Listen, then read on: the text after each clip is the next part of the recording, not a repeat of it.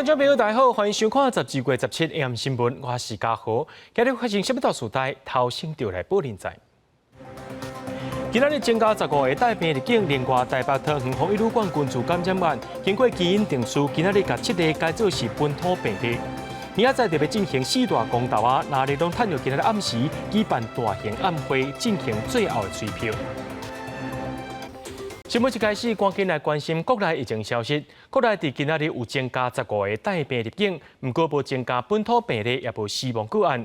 另外，讲到桃园防疫旅馆的群聚感染案，加台北市防疫旅馆的群聚感染，这上届新的基因定序也出来了，是甲7个带病入境的旧案例改做是本土病例。指挥官陈时中也强调讲，会针对着防疫旅馆的管控，搁再加强，而且过年期间的检疫方案目前是未做改变。桃园某一个防疫旅馆8个人规定烧话，最新的调查结果出来，疫情指挥中心经过病毒基因定序发现，除了住伫5楼按16872的病毒量上低无法度定序以外，其他确诊者拢是感染 Delta。而且这件规定烧话感染源是按16768，为越南入境的本国籍40多岁男性，所以其他确诊者的6个人拢改做本土病例。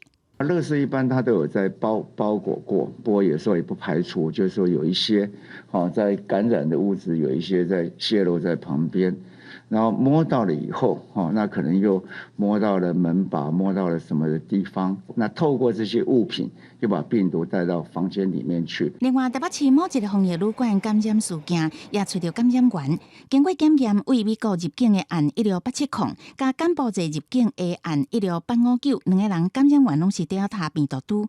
伫美国至少已经验出1600例，所以应该是按16870为何按16859，将按16859改列做本土病例。发病以及就是检测的这个时序来看的话，应该是由16870传染给16859这样的可能性比较高，所以我们就是在今天把16859改判为这个本土的个案。若是春节检疫方案7+7+7，是不是会进行检讨？但是中共无必要。春节的问题是在防御旅宿是不是够干净，是会变成一个传染源。如果这个问题没有去解决，而任意去延长在集中检疫的时间，那换句话说，就会把人放在一个比较不安全的地方，时间就变得更长，那染疫的可能性变高。陈时中强调，会努力检视监控的做法，加强检测，互防疫旅馆会当更加清气安全。累计目前国内疫苗第一剂注射率是79.35%，第二剂是65.19%，加强剂是0.2%。记者综合报道。讲到即马入境的民众，拢爱去住防疫旅馆或者是集中检疫所。不过，伫个防疫旅馆发生群聚感染事件，桃园市长郑文灿表示，已经甲相关怀疑的人可能受接触者，甲这范围掠搁较宽。目前已经找378个人来做采检啊。另外，这个旅馆的群聚感染案拢集中伫咧6楼。有专家表示讲，这空气是会传染，而且确诊者若准无遵守规定，都有可能造成病毒传开。环保局消毒车来回无停的消毒，而且每一个表格拢袂当放过，因为桃园防疫旅馆搁爆出群聚感染，桃园市府已经扩大追查，目前科例采检达到378回，搁陆续完成采检，一旦基因定序有共款病毒，就会公布16月初3大过的旅客，拢需要以离开旅馆了后24天做无风险地处隔离。目前从录影带以及相关的记录，那基本上并没有违规的情况，但是防疫旅馆比较老旧，所以我们需要检查空调跟换气。到底这件群聚是安怎发生的？而且防疫旅馆3个楼层有8个人着病，其中6个人是共一层楼。国内专家都认为，造成这类事件的传染路线可能有3种。第一个，有没有看到这个被感染的6个人互相有见面？那如果他们互相没有见面，那就看旅馆的人员跟他们是怎么接触的。如果录影带看起来也不能确定是这些旅馆的人员造成的，那你就要考虑空调了，因为这个病毒是可以经过空调传播的。不能排除，但我们认为低，但是因为这是不能排除，所以我们也希望说在排气系统能够有更进一步的一个检视。郑文灿表示，针对桃园30几间防疫旅馆，已经先就空调换气检查、换手套、加消毒病毒提悬2部分先做。防疫旅馆员工也将优先落地注第3剂疫苗。北市中正区防疫旅馆连续传出2例境外移入确诊，2例只住伫隔壁，也引起各界关注。防疫旅馆它还是一个空调，甚至是密闭的空间。除了请专家学者，也请空调的这些专业人员进场去做相关的这个会勘。蔡炳坤强调，目前防疫旅馆是风险上大的所在，提餐的时间要淡薄仔隔离，是位于这摆经验所需要改进的所在。空调人员也已经到现场会勘，后续结果出来了后，会阁向大家报告。记者综合报道。讲到这4大公投案，伫明仔载就要开始去投票咯，也鼓励咱的观众朋友拢爱去投票哦。那立阵营伫今仔日也拢继续伫咧催票。民进党伫永安有伫咧台北的凯道，也个高雄的这个大塘物流园区举办最后2场大型的公投说明会，由总统蔡英文等人亲身来主讲。那中国国民党的部分，永安是伫咧民主广场自由广场举办这民主的守夜活动。8起的战车紧冲，128公投剩一天，国民党主席朱立伦坚守中台湾，伫台中南投来扫票，呼吁民众爱典型民意。前总统马英九、前主席江启臣是伫台北，双方南北做伙冲。伫最后的时阵，拿赢下县市长动员令，主席朱立伦也呼吁莫怪任何党来同志。不要把手指向任何党内的同志，拜托全民能够站出来投票。最重要，4个都同意让台湾更美丽。国民党立法院党团召开记者会，拿赢立委排规排，划1、2、100，无管风雨偌大出来投票，希望冲关投票率，和票数通过。不出来投票，公投就被没收了。哪一出大家就必须得吃到肚子里去。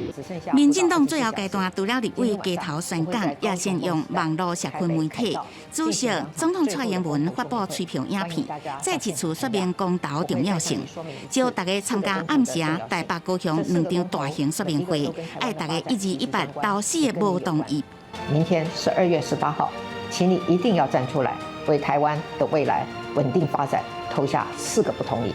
我们要支持的是继续大步向前的台湾。12月18号，这个礼拜6，我们一起回家投票。民进党台北市党部主委吴怡农用影片催票，高雄市党部主委赵天麟是发高雄无同意票第一，杀4个催票行动方案，佮成立紧急应变小组，由党籍议员受理投开票咨询、维系也是争论这个应变处理，要催无同意票相关票。记者综合报道。伫明仔载就要举行4项全国性的公投投票咯。中选会伫今仔日搁再提醒这选举爱注意的事项，包含伫咧投开票所30公尺内是袂当宣传。另外要去投票的人，拢爱载身份证、印仔，也搁有投票通知单，时间是到下晡4点为止。另外，头一届参加这届公投的民众有67万6,000多人。以多样来表现2018年公投的结果。中选会讲，这摆的公投结果出来，会增加视觉化的表现方式来互民众参考。12月18就要公投，公投甲选拔法的规定无同。公投投票日迄天，要是会使伫投票所30公尺以外进行宣传，要是民调的宣布。中选会嘛特别说明距离的规范。投开票所4周30公尺的界定，是以个别投开票所的门口作为基点来计算。实务上，如果可以拉出这个30公尺的线条，我们会画线；那能够画记画点，我们也会画记画点。这摆4个案分别是中客迄时反来自进口公投北大选甲တင်愛海草塔。伫今年8月1日進前滿18歲民眾就有投票權，計共有1982萬5468人，其中第一擺投公投的人有67萬6332人。其他投票過程順利，中選會提出5點呼籲，包括應該充分了解4個公投案的內容，愛查身份證、印仔甲投票通知單，嘛遵守防疫規定，避免穿公投相關的衫甲查相關物品30公尺以內嘛袂使有干擾的行為，袂使甲公投票炸離開，嘛袂使破壞公投票。各直轄市、縣市一共設置了368個選務作業中心，我們開設的投開票所達到17479個投開票所。中选会表示，若是民众体温超过37.5度，就会做实验者甲挂手套，卖经由无共动线引导到专用的宽选区，离开投票所了后，手套就会回收进行销毁。卖提醒居家隔离、居家检疫的民众是袂使出门投票。记者郭文条随台北报道。时代力量立委陈昭华今仔日根据着监察院的调查报告，讲核试枪的弊片根本就无够，完全无法度定判。不过核试枪定判的公道案提案者黄树修，伊就跳出来讲，美国 GE 公司早伫咧2019年就捌表示会当替核试枪做新的零件。另外，今仔日有环保团体引用新北市长侯友宜对核电的看法。侯友宜也批评讲，这是乌白乱斗，故意要扰乱民众的判断。核数公投即个若剩一天就要投票啊！时代力量的立委17加反核联署开记者会，讲根据监察院的调查报告显示，核数有弊品严重无够的问题，因为伫咧过去采购无够，相关厂商也无搁再生产。弊品的供应链断去，造成核数完全无重启条件，这个会当甲核数讲再见。地质要审议，安全要检查，一个备品都要重新测试。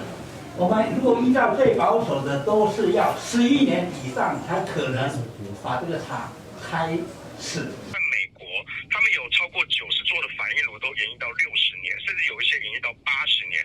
60年到80年的核电厂都买得到备品跟燃料棒，怎么可能核四才20年的电厂，他没有办法买到呢？黄树修讲，美国 GE 公司早伫咧2019年就发表声明，讲核数若宣布重启，会当为核数客制化零件。对重启核数公投的选情，前总统马英九是挺核数，强调核能一定要发展。这个世界已经是一个核能的世界，如果你不想面对高额的碳税，你不想被世界遗忘的话，核能一定要发展的。从核四开始，其实是一个好的开始。因那新北市长侯友宜一直无对核数公投表态，不过全团绿色和平协助民众伫咧报纸看公投的广告，呼吁对核数重启投无同意。也个引述侯友宜对核电的看法，讲若是无法度处理核安核废料，就袂当谈核电。侯友宜看到了是摇头，讲因是乱主张，移花接木，混淆视听。公投需要完成这样子吗？真不可取。现在他还是说了一句，就是没有核案就没有资格谈核四的话，所以这个确实对民众来说应该是最重要的资讯，去理解核四公投到底明天该怎么投票的。绿色和平否认广告是乱做接议的话，讲侯友宜相比较其他的县市长，更加会当理解核四是不是安全。伊对核电的看法，也就是无核安就无资格谈核四，会影响民众投票的方向。记者综合报道。各位观众朋友，无论你是因为一个营业有粒目睭片会过敏的人，或者是冷空气会过敏的人，拢要特别注意咯。这2天伫中南部的空气品质无讲介好，环保署透早针对着高雄、屏东、台南发出警报，特别是高雄地区是出现红色的警示，这污染物是 PM2.5，所有民众拢要注意。随望这个冷气团吹北风，这空气品质会当来改善，不过也甲一寡境外污染物吹来南部。透早起来，高雄就是安尼雾雾的，看袂清楚。高雄的空气品质不良，已经出现红色警示。唔那高雄人、外地人都有感受。戴口罩就比较鼻子没感觉，但是看空气、天气啊，看这整个空气就有感觉啊。这2天都是啊，雾霾好像蛮严重的哦。对于清晨4点一准搞今嘛吼，得逐步从2、3个车站到现在目前是9个车站。那目前伊的浓度拢有开始在趋缓啊。到中昼，高雄有10个测站出现红灯，其实这几天高雄空气拢无介理想。17这天是寒天以来第一摆红色警示，对所有的人拢无健康。环保局表示，主要是北风甲西边的污染物拢吹到南部来。中昼过后就会改善，因嘛已经要求电厂甲工厂降载减排。新达电厂就要求伊2个燃煤机组要停止，2个燃煤机组要降载。其他的工厂我嘛拢伫咧昨下暗就要求因来启动相关的降载减排的措施。环保局讲，17下晡冷气团落南，污染物会散去，毋过嘛会带来境外污染。到时高雄降到柑仔色提醒，建议民众要是莫伫户外运动，喙暗拢爱挂好好。记者陈嘉文为做高雄报道。因为冷空气热难的关系，这阴暗是愈晚温度会愈加愈冷。中央气象局表示，今日暗时到明仔载透早是温度上介低的时阵。北部若准较空旷的地区或者是山区的所在，这温度是有机会达到10度左右，请民众爱特别注意。另外，这个中度风台雷伊路线会经过着菲律宾入到南海，对19开始会往北，不过对台湾是无造成影响。对后礼拜开始。这水气会变较高，后礼拜2雨会落真大。东北风已经开始增强，云比较多的地方主要集中在迎风面的北台湾。17礼拜5锋面通过，冷空气路南，北部地区明显感受到天气变较冷啊。中央气象局预报，半暝了后低温会更较明显，而且会愈暗愈湿愈冷。而到了明天礼拜6，将会是这波冷空气影响最明显的时间。北部比较空旷或近山区的部分，最低有可能来到10或11度的低温。未来1礼拜的天气，气象局预报，18透早上冷，差不多12度至14度，空旷所在也是山区上低温，甚至会到10度。20了后，冷空气就会减弱，盐湖水汽开始增加。后礼拜1至拜2，全台湾各地拢会落地降雨。后礼拜3至拜4，雨就会转好，不过也是会落阵雨。气象专家表示，主要是中度风台雷伊向北转西，带来一寡水汽，而且有大范围的落雨。到它残留的水汽一路，那就是21、22、23、24号起就减弱了，会有一些局部比较大的降雨。气象局表示，20礼拜6公投日气温上低，有符合大陆冷气团的点击的机会，呼吁民众出外投票爱穿好少。后礼拜4以后，就恢复做东北季风的天气。北部、东部地区会落局部雨，若是较闪方面是好天稳定。记者综合报道。日本小笠原群岛的火山今年8月喷发了后，造成海面有真侪火山的浮石啊。这火山浮石啊也对着海流来到台湾，影响到咱渔民出海掠鱼。亲像今年伫咧宜兰总围掠到的麻仔数量是有够少的，就算有掠到麻仔，这网仔内面全部拢是火山浮石，这麻仔早就去防底地死啊。另外，伫咧宜兰的大木山渔港，最近有3只渔船啊，因为这个烟瘾甲这个浮石啊加入去，造成叶啊故障，这渔民说是拢唔敢出海掠鱼。6天啊吧，要几礼拜啊？就拢无水利吧，哪有水利？宜兰外木山渔港大阵渔船停靠，无法度出海掠鱼，因为海面上笼罩这的火山浮石，船领一个发动，烟瘾就会扫到海面上这浮石啊。目前已经有3只渔船受损，修理费卡袂着就上万，已经将近1礼拜无法度出海，生活受到影响。人来甲讲用3只，所以我像今仔要发动，我唔敢发动啊。一只变扫着对啊，绝对爱上万的起嚟啦。啊，佮无出工的损失，无水利嘛无法度，就靠到别较暗的啊。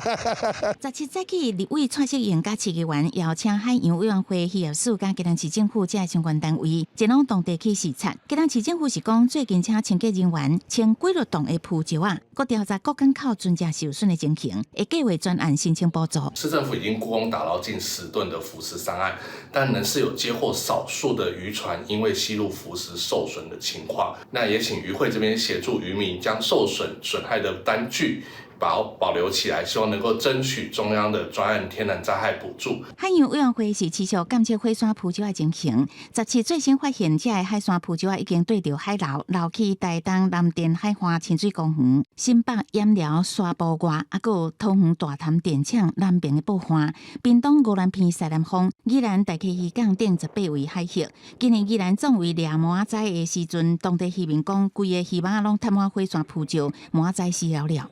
啊！你讲今年就安尼做麻仔开始5万，较早掠无3000块，会过1万。讲掠3000块，你变哪含这个5万呐？宜兰当地渔民是希望政府会当延长掠麻仔的时间，不过宜兰县农业处是讲麻仔甲浮石无牵连，佮加上无符合天然灾害救助标准，目前未提出补偿办法，后续会持续关心。记者综合报道。接落来看这条，互人感觉讲会对伊真少年，也就是金马奖的影帝陈尚勇，伫今仔下晡，伫咧桃园的中基病院来别世路，享受80岁。演艺工会理事长孔凯也对外证实这项消息。对1970年代开始演戏的陈尚勇，伊捌演过《悲情城市》《鲁冰花》，也有《罗马世家》，这寡小作品拢互人真笑念。伊也伫咧演艺界表演50年啊。根据了解，伫1个多月前，陈尚勇万吉吉住院治疗，迄当时医生也评估讲，若阵西药剂也是会当维持性命，想袂到伊雄雄来过身。伊精彩演出，互人真侪人真感动，也互观众朋友对正笑念。今日伫新北市的中和发生一桩后生杀老母的案件，警方表示讲，一个姓张的查甫人有思觉失调症，好亲像是无欢喜老母禁止伊伫厝内面食薰，才会情绪失控，举菜刀杀老母。这个查甫人是新北市精神障碍列管的人口，卫生局表示，最近一届去访视的时阵，发现因家庭关系是真好，患者也拢有定期接受治疗。为什么会突然间举刀杀人呢？恐惊是怪调查。不觉得自己太过分了吗？警方介护行出派出所，姓张的查甫人会访精神，是因为伊涉嫌举刀杀害妈妈。就连迄个时阵，伫边仔走子的姐姐手腕去划着伤，母女2个人互人紧急送医，啊，不过妈妈到尾也是救无转来。因为吸烟的这个问题产生纠纷那个全案我们依杀人罪与伤害罪移送法办。厝内物件散柜涂骹，主体互人威风所散。新北中和17发生杀妈妈的案件，警方初步了解，嫌犯好亲像不满妈妈禁止伊伫厝内食薰，一时情绪失去控制，再举料理刀杀害。不过犯后讲做无印象。卫生局是讲，这个嫌犯有思觉失调症，是新北列管的人口。张南为本市关怀的追踪访视对象呢，自102年7月就开始相关的访视。最近的一次的关怀访视呢，发现张南跟妈妈还有妹妹的关系非常的紧密。卫生局强调，一家伙关系真好，而且嫌犯要定期接受治疗，无想到也是发生遗憾的代志。有医师就讲，甲精神疾病的患者斗阵，爱掌握3个秘诀。如果能够比较是沟通的方式、肯定的方式、鼓励的方式、理直气壮的方式，应该会比较顺利的达到沟通的目标。这3个秘诀就是肯定、提醒也甲鼓励。意思是讲，柔性可劝代替大声话，患者较袂见效长生气，甚至病情搁发作。不过是安怎的犯案，也有待警方进一步追查。记者综合报道。桃园市体育局有一名姓李的股长，11半暝啊，对台中和平圣光登山口出发，一个人去爬中央尖山，说是失去联络。台中市消防局表示，除了有透过着空勤直升机，伫接发生事故的范围遐进行半空中的勘查以外，也进行地面的超吹。桃园市体育局表示，这位股长伊的爬山经验真丰富，希望伊会当平安无代志。空勤直升机伫中央尖山附近进行空中勘查，希望赶紧找到失去联络爬山的人。地面搜救人员也行路入去山沟。在这个位置以及这个位置，还有放狼烟，试图让迷途者看能不能看到狼烟。搜救人员伫山沟全面敲锤，也放火熏，互爬山人会当确认所在。搜救行动也搁伫进行。这个爬山失踪去的是桃园市体育局全民运动科一个姓李的股长，在伊透早为台中和平的圣光登山口出发，打算家己一个爬中央尖山，12失去联络，家属13通报找人。然后表示说，李先生可能走到那个另外一边的那个什么树林里面有发现有灯光了，所以这个部分我们现在目前搜救的重点都把它着重在他最后走失的地方来做一个地毯式的搜索。台中市消防局表示，爬中央尖山路线是为南湖溪谷入去，往中央尖山山顶去。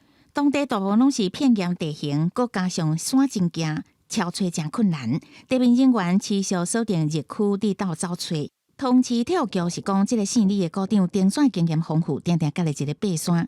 有时候他是自己一个人去爬，那有时候也是会找朋友。对他也有一群好朋友，然后也会常常一起去爬山。台中市消防局要结合民间搜救单位，持续超找，希望加强笼罩翠礁的山沟、加危险的所在，赶紧找到这个姓李的股长。记者综合报道。除了美国的联邦众议院以外，即马联邦参议院也通过防止维吾尔人强迫劳动法案，会禁止强迫劳动的新疆产品入到美国的市场内。这项法案会伫美国总统拜登签署了后来施行。另外，美国的财政部也宣布要甲8间中国的科技公司列做黑名单，其中也包含着全世界上界大型的无人机制造商大疆创新。为了抵制中国侵犯新疆人权，防止维吾尔人强迫劳动法案得到美国跨党派议员的高度支持，继续联邦众议院了后，联邦参议院16也无异议通过，将禁止涉及强迫劳动的新疆产品流入美国市场，预计总统拜登最近签署了后就生效。And we know it's happening at an alarming, horrific rate with the genocide that we now witness being carried out by the Chinese government in the Xinjiang region, and this bill. As we hope here in a few moments passes today, will be head to the president and it will become law, and it will help tremendously in stopping that from happening. 法案内容表明，将设一个会当反驳的推定制度，企业需要提出明确而且让人信服的证据，证明来自新疆的进口产品并无涉及强迫劳动生产。那么，一律禁止进口受到冲击主要商品，将包括纺织鞋啊、甲机电商品。美国财政部也将包括无人机制造商、大疆科技8间中国科技公司列入投资黑名单，因为这些公司涉嫌参与监视维吾尔穆斯林少数民族，当然也引起中国的反弹。美方的行径严重破坏市场经济原则和国际经贸规则，严重损害中国机构和企业的利益。中方对此强烈不满，坚决反对。我们敦促美方立即纠正错误，中方将采取一切必要措施，坚决维护中国机构和企业的合法权益。为抵制北京同俄告制裁中国企业，美国对抗中国的外交行动一波刷一波，中国态度也由缓强硬，美中紧张的关系亲像也看不到缓和的现象。记者综合报道。讲到 Omicron 变种病毒，目前当咧全世界摊开，伫英国有超过1万多人患着病。法国今也决定讲，无论敢有注过疫苗，都先暂停民众出入英国。英国16个日新增加超过88000名新冠确诊，创下历史新高。其中 Omicron 的变种病毒新增加1691例，累计 Omicron 的确诊已經有11708例。I'm afraid there will be an increasing number of Omicron patients going into the NHS, going into hospital, going into intensive cares.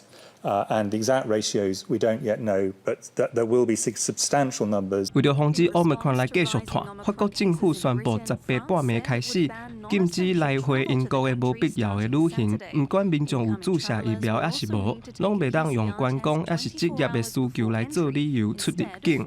美国纽约市嘛有警报，似乎是真严肃来看待，宣布会来发送100万份的喙安，也有50万份的快筛试剂来备战。We're going to double down on boosters. The good news is 1.5 million New Yorkers have already gotten a booster shot. We want to see a lot more people get it. 东南亚的印尼16是来出现头一个 Omicron 的确诊病例，患者是雅加达一间病院的清洁工人，无女有事。另外，也有5例疑似感染 Omicron 的病例，还要等待检验结果出来。南韩的疫情嘛继续升悬，15新增加7622例确诊，重症989人创下新悬。政府宣布重新实施社交距离的规范，18到明年1月初2期间，不管有注射疫苗还是无，拢禁止4个人以上的聚会。餐厅、咖啡厅、电影院的关店时间嘛会提早。公司新闻林浩如编译。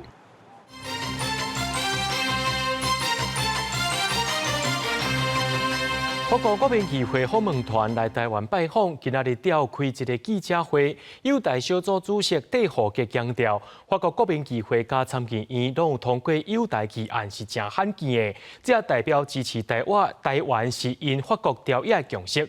另外，法国议员杜马阁再讲，台湾的未来就是人类的未来。法国国民议会访问团经过这几天的访问，17开记者会，友台小组主席戴富杰强调，国民议会进前第一摆通过友台议案，得到朝野跨党派支持，这真难得。加上国会两院拢通过友台议案，是真罕见。Et il est rare également qu'il soit adopté de la même façon par le Sénat. Et c'est donc, on peut dire, le Parlement français dans son ensemble qui a adopté ce texte qui a donc une valeur particulière à nos yeux. 因也拢表示感受台湾的热情接待，尤其美是无数合法国议员拄嘛进行伫国民议会发出我是台湾人，批评中国无尊重自由人权。即摆来台湾，佮发出台湾的未来，也是人类的未来，强烈支持台湾。De dire, de montrer aux Français que ce qui se joue à Taïwan, c'est l'avenir de l'humanité et l'avenir de notre humanité. Et je suis Taïwan, et je pense que nous sommes tous Taïwan, et chacun d'entre nous, nous sommes Taïwan. 知道台湾明天就要举办这项公投，所以我们非常的鼓励台湾利用各种的民主工具呢，来进行提升民主的种种的行为。议员顾可怡也追到台湾要公投投票，表示这是一种民主的展现，正支持。访问团也希望未来用深化台法之间的关系和交流，尤其在经贸合作有更较侪突破。记者综合报道。台北顶节受到疫情影响，延后要到1年的时间，总算今仔日暗时开播啊！而且今年顶节刷到放假举办，目的就是要带动放假的商机。台北市政府表示，讲会严格落实防疫措施，采用实联制，而且内面也无卖食的大头啊。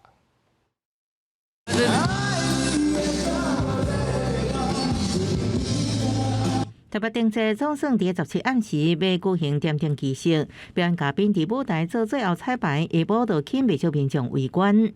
主题对公影出现变化，第一个会跳舞的牛头人主顶代表对新年新希望祈求。放假受疫情重创，复苏力度真慢。台北市政府近3个月陆续整合青山王祭新闻等相关进行计划，耶诞节爱舞和活动，加上台北顶节刷到放假来办，就是希望顶节因为放假带来重新出发。今年灯会办得还不错，因为整个万华都有灯会可以看。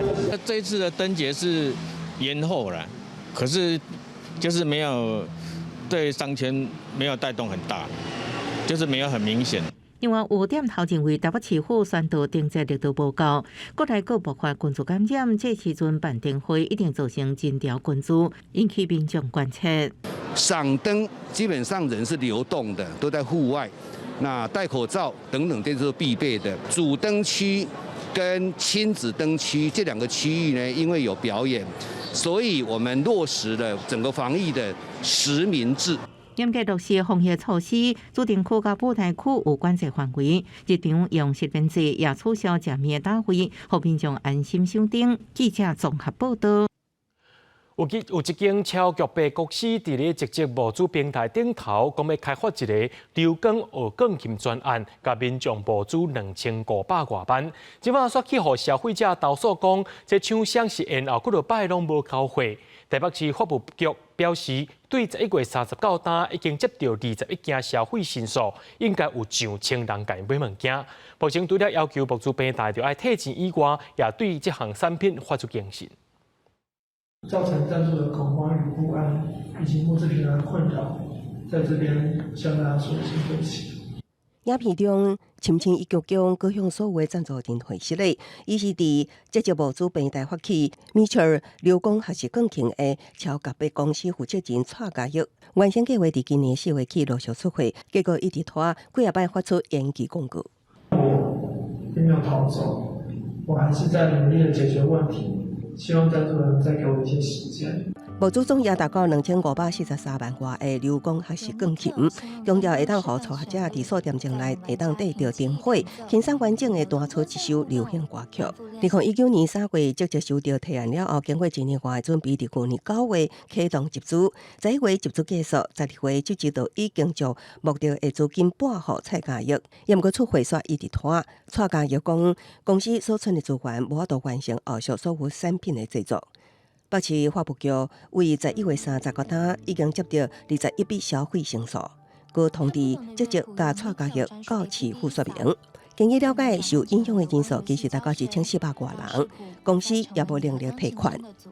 负责人是表示说，因为之前一些产品的研发量产，包括里面的料件以及组装的过程有一些迟延，资金上面遇到困难，导致商品产出的集成迟延。那现在要退款的话，目前公司是没有钱可以退款。消保官呼吁受害民众除了会当透过募资平台请求提款之外，使用信用卡的人也会当向发卡银行申请争议缴款处理。若是汇款也会当向法院申请合法支付命令，也是起诉请求赔偿。法务局已经建议中央应该研定群众募资平台相关法规，佮纳入旅游保障机制，来确保募资交易的安全。这节也伫面册答应在2月2日之前无法度处理错价约回复，也无促回旅游规划将会公告协助赞助者权益的相关措施。记者综合报道。新竹县最近有传出讲有人驶货车顶头载物件，互人试食，出事上去趁机会去到民众厝里强迫推销，甚至就甲直接将物件放在人家的冰箱内面，甲伊冰落去，并且要甲这4大人收钱。警方知影了后，也已经主动介入调查。货车来到门卡口，推销人员一开始先讲试食，要甲人盛，民众拒绝了后，推销人员竟然直接把肉丸摕入去人厝内，放入去冰箱后，就强要向4大收钱。我没有办法，我不要买这么多。他说没关系啦，没关系啊，他就自己进厨房去，冰箱打开来，他自己一直塞一直塞。我一直给他这样说，不要这么多啦，我不要这么多。后来他就说，要多少钱，我就拿钱给他。冰箱内底拢总有7包肉丸，推销人员原底想要收1000块，后来摕到700块才肯离开。那家里只剩下老人家，完全没有抵抗的能力。那抵抗之后会有其他不良的影响吗？我们也不敢想。那东西你提了就送进屋子里面去，然后就直接塞冰箱。老人家没有反抗能力，那如果有钱了，那给你；那如果没有钱了。目前家属照点关的号码打电话给肉丸业者，业者把道歉，愿意退钱。不过警方已经针对推销人员的行为进行追查，因为强迫推销无合法，相关的处3天以下拘留，也是12000块以内的罚款。记者对君和新竹报道。台中市有7座市定的遗址，考古分布有真济，挖出来了后，拢放伫中间医甲科学博物馆。文化界人士认为讲，市政府就要成立专门的单位来负责典藏研究甲展示。离即马大约3500年前的西大墩遗址，半卫形石岛甲3连碑。推测出当时的宗教祭祀样貌。另外，这个大型馆显示，离即马大约1600年前的麻祖坡遗址，当时人口的形成。台中市考古文物真济，牛背头遗址有25000件放伫中央院，西大墩甲麻祖坡遗址有5500多件放伫科博馆。外界关心，台中市府应该有专职单位负责，临时互文物流落伫外口。研究啊，等等展览等等，这些都没有一个专责的机构了。目前是这样。那只能暂时到处存放，所以应该以成立一个所谓的市立博物馆这种一种编制啊。台中市有7座市定遗址，2019年新公布，要以遗址典藏空间不足，要求市府检讨，望会当活化遗址，让大家参观。市府强调，经费有限，目前先争取中央预算，进行代理分销厂典藏设备的改设。需要比较高规格的设备，比如说核温恒湿的典藏设备。那由于台中市的出土遗物数量庞大，那目前已经争取中央的预算进行大理烟厂的典藏设备的改善。也毋过，地方文化人士认为，传统的博物馆无一定是上好的选项。结合遗址当地规划电视区，将更较有教育意义。结合着被保存的旧南屯溪，然后呈现了一种生态教室，做研究、做教学，做这个地方文化观光，都很好的。台中市府2016年捌提出土文物保存专案报告，表示要兴建遗址博物馆，也是台中博物馆。代志过几啊年再度引起关注，也毋过目前市府甲民间声音真杂，也未有定论。记者综合报道。伫咧彰化北挂山的台湾民俗村，今年年初估计互人拆掉，新的地主也向彰化县政府申请要开发未来产业园区，不过受到外界质疑讲会破坏生态。后礼拜环保局就要召开环评审查会啊，今日再起着环保团体去到县政府头前抗议。反对台湾民俗村变成有毒工业区，变成有毒工业区。环保团体10次来到中华县府花口河表达诉求，手头阁摕到中华花坛有名的农产西施油合棒年花，并对后礼拜1中华县环保局要召开回来产业园区的环评审查会。伫花坛的台湾民俗村，敢会因为安尼就变做工业区？当地民众是感觉真烦恼，影响当地茉莉花故乡，还有它是西施柚产地。我们彰化人绝对禁止县长图利财团，彰化不缺工业区。台湾民俗村1993年营运，因过捌是台湾上大的游乐园，后来因为9日伊地动，经营了无好，承接的业者今年初拆除园区建物，除了3栋历史建筑。村内拢总拆了，土地转卖了后，新地主向县府申请开发回来产业园区。8月11要办理第1阶段环评勘查。中华县环境保护联盟表示，对环评资料来看，回来产业园区有真侪要进驻的厂商，拢捌有空气污染和水污染的违规记录，恐惊会破坏生态。无忌工业股份有限公司，它被开罚，因为它有水污违反第18条的水污的污染。然后水污的污染，它已经在2020 4月1号已经有被开罚了，可是它是在环评书里面的名单里面，我觉得太不可思议。当天审查会的时候，都可以派代表来做陈述嘛，那个委员会参考他们的意见甚至也可以要求开发单位针对他们的疑问来做一些说明啊。中华县环保局强调，尊重环团的诉求，也欢迎所有关心环境的团体和民众来环评审查会表达意见，做伙监督回来产业园区。记者综合报道。高雄凤山有一间幼稚园，寄予家长指控讲，这老师敢若伫联合簿顶头打一张字条啊，就讲教室要征收，就要减班，有15个囡仔读到这学期结束，就要转到别间学校去。有真侪学校也已经拢无名额，互家长是感觉真困扰。针对着家长的指控，幼稚园说是无要回应。有没有顾虑到我们小孩的感受？你身为一个教育经营者，你的心态是什么？敢若用一张通知单甲家长讲，囡仔读的班级这学期结束了后，就要收起来，互家长实在真生气。几乎打遍了很多个学校，都很难找到。那园方甚至就是摆烂啊，他就说，我就找了附近的两间学校。那你们要不要去？随便你们。跟园长发生师资纠纷的班级，所以他就直接裁掉。所以裁掉之后，老师的问题解决，然后学校人数超收解决，所以他认为是两全其美啊，对啊。但是就对我们家长就是很为难呐。家长指控，高雄凤山这间幼稚园，园内中班甲幼班2班，拢总有30个学生。这个月初10，拢互通知讲，因为教室要征收，敢若收到明年1月底。所以唔知影到底是要把囡仔送去倒位。中班的家长指控，这个月初，园方才甲家长开班亲会，讲班导师要换人，不过完全拢无讲到减班的问题。家长事后了解，是中班的班导师甲园方有劳资的纠纷，加上幼稚园方发现讲学生收超量，才会直接去互减班。那今天有事。111年的1月31号前。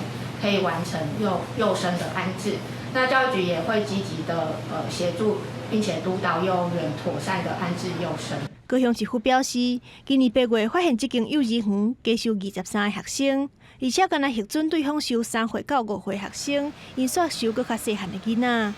除了会依法开发，嘛要求园方甲家长解释互清楚，而且要回报减班了后，这寡幼囡仔安置进行。记者综合报道。伫咧嘉义中正大学有24位无共学院学生囡仔做伙合作，因设计出一种抗菌剂，通好防止有抗药性的超级细菌出现。今年阁去参加美国国际基因工程生物机械比赛，摕到金牌。实验室内底大家真专注，有人咧做分析，嘛有人做无共的建本来比较甲记录。国立中正大学24位来自无共学院的学生，利用合成生物学。设计出一款会当避免产生超级细菌的抗菌辅料。超级细菌它会躲藏在我们的 macrophage 我们的巨噬细胞里面，然后随着巨噬细胞去感染身体其他的部位。那我们的设计的抗菌肽呢，其实有带着一个穿透肽，它可以进到巨噬细胞里面，再进一步的去处理巨噬细胞里面的超级细菌。抗生素的使用解决真侪医疗方面的问题，但是过度使用抗生素嘛，造成超级细菌的出现。所以中正大学的学生设计这款对抗超级细菌的抹料，毋若摕到美国国际基因工程生物机械比赛金牌，刷来慢慢来申请专利。那在最内层呢，我们选了抗菌剂呢，是抗菌肽以及穿透肽这两种多肽，它们是以物理的方式进行杀菌的，因此较不容易让细菌产生抗药性的问题。希望能够把这样的技术，也许是把它以敷料的方式呈现，或是以更方便的方式，也许譬如说喷雾或者是粉状的东西去呈现。目前这个物料已经开发出产品的原型，经过试验，已经有效对抗空水90%的细菌。而且学生佫利用民雄信用中心的大树叶来做绘本，希望除了科学的研究，嘛向民众来了解正确的用药观念。记者林慧婷家己报道。一曲真出名的画家布夏，毋但是新艺术的代表人物，伊的作品也是一曲珍贵的国宝。因为疫情的关系，这艺术展览有延后时间，12月18就要正式和大家见面了。幼路的线条内底看到女性柔美的形象，这个彩色的石板画是捷克出名的画家穆夏，在19世纪末期替戏剧《吉斯梦探》画的剧场海报。毋但在当时造成轰动，也是新艺术运动上较有代表性的作品。那个你也在讲，就水5岁，再被邀请了6位的绘师，因拢是种穆夏风格的英雄的人。我们这边也画作都在展览内底展出。影形穆夏的艺术展经历疫情1500个多月，计共200多件作品，即马总算在18要在中正纪念堂展览。对穆夏早期的手稿、收藏品，也有用 VR， 要让民众感受穆夏的美学观，也有伊结合网架新形态的艺术影像。Having this exhibition, it shows one thing. That there is quite a vast cooperation, culture. There is a possibility for cultural cooperation. We are trying to promote Czech culture here. We are trying to get Taiwanese public more familiar with the Czech history. 捷克在疫情期间，毋但关予咱真侪疫苗，在这阵疫情艰难期，也斗分享因国宝级的艺术家作品。记者民警曾派文台北报道。传统的织布是原住民真珍贵的文化。南投仁爱乡最近就替一寡老大人开织布的课程，望讲这老大人会当甲手艺练倒转来，甲文化传承落去。一群老大人专心咧听老师解说织布机要安怎使用，嘛家己动手边看卖。虽然有淡薄复杂，不过因拢感觉真心熟。所以这样子学可以恢复我们的文化，这样。可以啊，好学吗？很难学啊。很有趣吗？有。以前我们的老人织布，到了我们的时候都忘记这个织布了，现在还想学。为了推广地方的工艺，南投仁爱乡新生村织布课程有20位老大人来上课。想起过去部落的长辈，因织布技术到因遮可能会失传，因就想要赶紧甲学起来。而且现代新型织布的机器，嘛让人感觉真好奇。这个传统是应该要继续传承的。老人家从以前也有织布过，他们刚刚接触到这个桌上型，他们也觉得很奇怪的说，这个也可以织布，他们也很高兴，也很愿意学。我们希望说，让这些长者们借着这个织布这个传统工艺，然后能够来延缓失智动作机能，能够有所帮助。除了传承传统工艺，主办单位嘛毋忘利用这寡爱动手甲动头壳的课程，互老大人因会当加活动，然后社区的长辈实质甲适龄的情形。记者综合报道。南投的戏剧向龙会伫固定时间拢会举办地美比赛，不过最近有一个比赛真特别，毋但要评论这地美的香气甲食起来口感以外，两天的比赛对挽茶、烂茶、炒茶每一个过程拢会拍分数。一般的做茶比赛，大部分拢是比香味、比口感。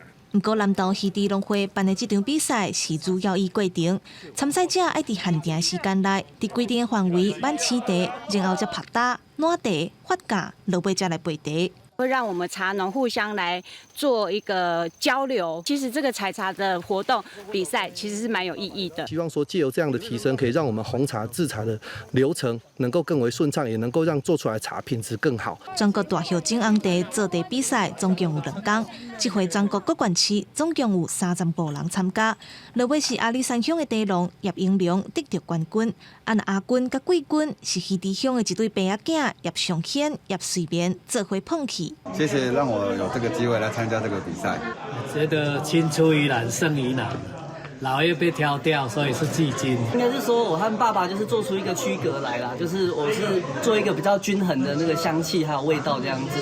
农会表示，办比赛目的并不是要排名，上重要的是要提升茶农做茶技术甲品质，佮安排课程，互茶农会当互相交流，学到知识，促进观光产业的发展。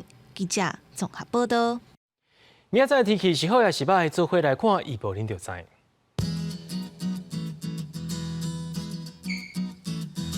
基隆到新竹是对13度到18度。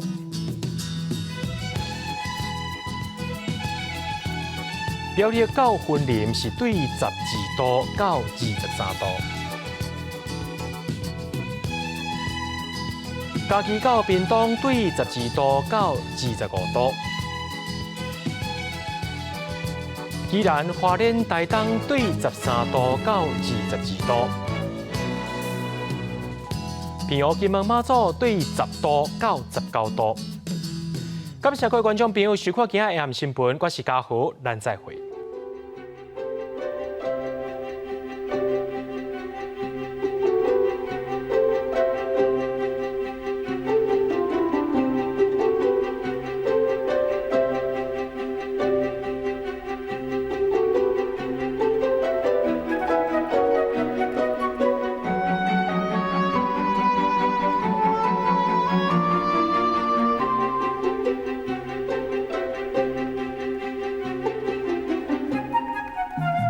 Thank you.